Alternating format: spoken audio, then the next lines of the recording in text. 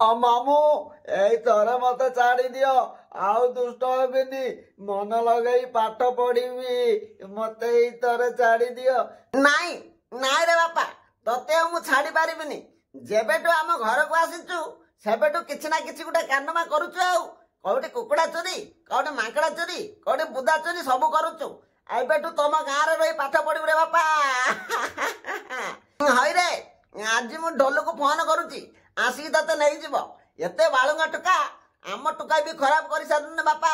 ଏବେଠୁ ତମ ଗାଁରେ ରହି ପାଠ ପଢିବୁ। ଆଉ ନାଇଁ ମାମୁଁ, ଆଉ ମୁଁ ଭୁଲ କରିବିନି, ଏବେ ମନ ଲଗେଇ ପାଠ ପଢିବି, ଆଉ ଜମାରୁ ଦୁଷ୍ଟ ହେବିନି, ଏଇଥର ମତେ ଛାଡି ଦିଅ। କଣ କହିଲୁ? ଛାଡିଦେବି?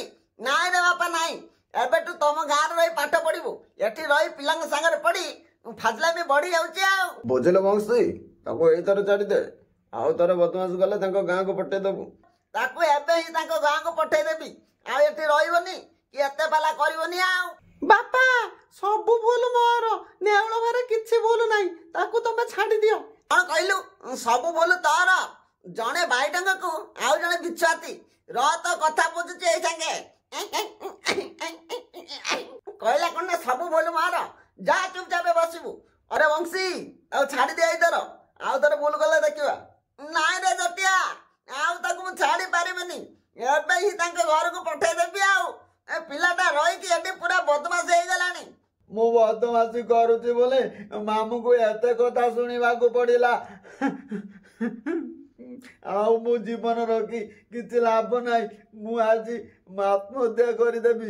ମୁଁ ସବୁବେଳେ ବଦମାସି କରୁଛି ବୋଲି ଘରେ ବାପା ପାଟି କରୁଛନ୍ତି, ତାପରେ ମାମୁଁ ଘରେ ମାମୁଁ ବି ମାଇଲେ, ଆଉ ବଞ୍ଚି କିଛି ଲାଭ ନାହିଁ। ହଇରେ ନେଉଳ, କବାଟ ଖୋଲରେ ବାପା, ଆଉ ତତେ କେବେ ମାରିବିନି।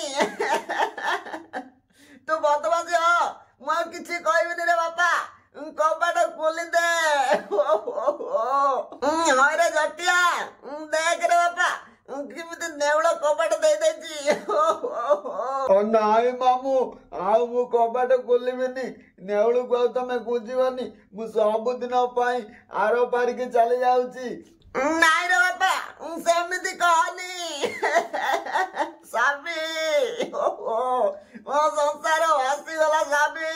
ଅରେ ନେଉଳ, କବାଟ ଖୋଲିବୁ ନା ଡାଙ୍ଗ ନେଇକି ଯିବି, ଗୋପାଳିଆ କଷିବି? ନାଇଁ ସାର୍, ମତେ ଆଉ ଡାକନ୍ତୁନି, ମୁଁ ଯାଉଛି। ଅରେ ନେଉଳ, କବାଟ ଖୋଲେ, ତ ମାମୁଁ ଆଉ ତତେ କିଛି କହିବେନି, ମୁଁ ତ ମାମୁଁକୁ ବୁଝେଇ ଦଉଛି। ହଇରେ ବଂଶୀ, ଆଜିକାଲି ପିଲାଙ୍କୁ କିଛି ଆଉ କହିହବନି। ଟିକିଏ କଣ କହିଲେ ସାଙ୍ଗେ ସାଙ୍ଗେ ଆତ୍ମହତ୍ୟା କରିବେ ବୋଲି ବାହାରୁଛନ୍ତି। ହରେ ଜଟିଆ, ମୁଁ ଆଉ କିଛି କଥା କାହାକୁ କହିବିନି। ଆଉ ଏଇ ଗାଁ ମୋ ସଂସାର ଭାସି ଯାଇଥାନ୍ତା ରେ ବାପା। ସବୁ ଭୁଲ ଆମ ଟୋକାର। ହରେ ଜଟିଆ, କଣ ହେଇଛି କି ରେ? ନେଉଳ କାହିଁକି ଆତ୍ମହତ୍ୟା କରିବା ବାହାରିଲା? ନାଇଁ ବାପା, ମୁଁ କିଛି ଜାଣିନି। ଯେତେବେଳେ ଯାହା ହେଲାବେଳକୁ ସବୁ ଭୁଲ ମୋର।